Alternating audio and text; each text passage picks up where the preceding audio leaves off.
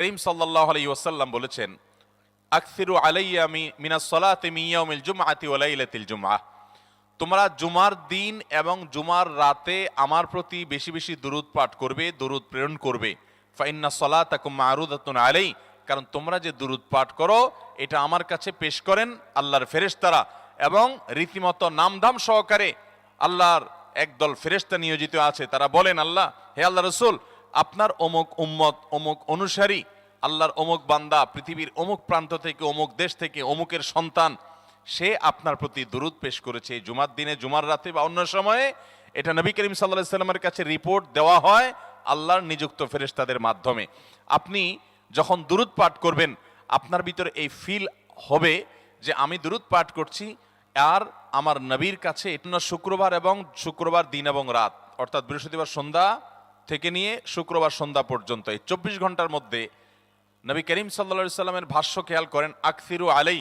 ওলামা একরাম জানেন, নবী আলাইহিস সালাম সাধারণত কোনো আমল পরিমাণে বেশি করতে বলতেন না। পরিমাণে বেশি করতে বলার মতো আমল খুব কম ইসলামে। গোটা কোরআন যদি খোলেন আপনি, পরিমাণে অধিক করতে বলা হয়েছে এরকম আমল খুব বেশি পাবেন না। তোমরা বেশি বেশি করে নামাজ পড়ো, বেশি বেশি করে রোজা রাখো, এরকম কথা কোরআন হাদিসে নাই।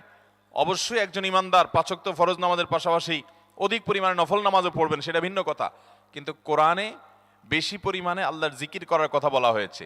আর নবী করিম সাল্লাল্লাহু আলাইহি সাল্লাম বৃহস্পতিবার সন্ধ্যা শুরু হলে শুক্রবার সন্ধ্যার আগ পর্যন্ত বেশি পরিমাণে করতে বলেছেন যে কাজটা, সেটা হলো দুরূদ শরীফের আমল। অতএব ভাইরা আমার, বৃহস্পতিবার সন্ধ্যা থেকে নিয়ে শুক্রবার সন্ধ্যা পর্যন্ত আপনি দোকানদার মানুষ, বৃহস্পতিবারে ব্যবসা করছেন, দোকানদারি করছেন, কোনো অসুবিধা নাই। আপনার অবসর সময়গুলোতে মুখ দিয়ে দুরূদ পড়তে থাকবেন। দুরূদের মধ্যে সবচেয়ে শ্রেষ্ঠ দুরূদ হলো নামাজে যেটা পড়েন, দুরূদ ইব্রাহিম, আল্লাহুম্মা সাল্লি আলা মুহাম্মদ ওয়া আলা আলি মুহাম্মদ কামা সাল্লাইতা আলা ইব্রাহিম ওয়া আলা আলি ইব্রাহিম ইন্নাকা হামিদুম, আল্লাহুম্মা বারিক আলা মুহাম্মদ ওয়া আলা আলি মুহাম্মদ কামা বারাকতা আলা ইব্রাহিম ওয়া আলা আলি ইব্রাহিম ইন্নাকা হামিদুম।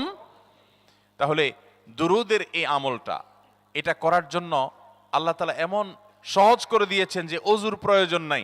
আপনার ওযু নাই, তারপর আপনি দুরূদ পাঠ করতে পারবেন। এবং আপনি এই বড় দুরূদ পড়ার মতো সময় নাই, তো আপনি একেবারে সবচেয়ে সংক্ষিপ্ত দুরূদ পড়েন সাল্লাল্লাহু আলাইহি ওয়াসাল্লাম, তাতেও দুরূদ পাঠের সওয়াব পাবেন।